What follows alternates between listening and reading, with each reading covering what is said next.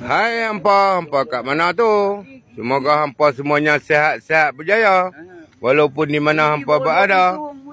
Hari ini Mak Ali berada di Pasar Pagi Gunung Kriang, sahabat-sahabat. Sila mari. Pasar Pagi Gunung Kriang. Hai hampa, jika hampa melihat video ini, hampa jangan lupa follow, like, komen, save, copy link dan repost sebelum video ini hilang. Sedikit view untuk hampa pagi ni. Sedikit view untuk hampa. Gunung Kriang, sahabat-sahabat no. Pasar Pagi Gunung Kriang.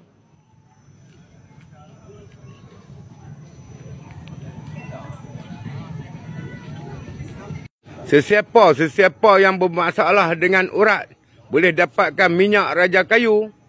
Hampa boleh dapatkan di bio Mak Ali. Okey? Jumpa lagi next video. Bye bye. Assalamualaikum.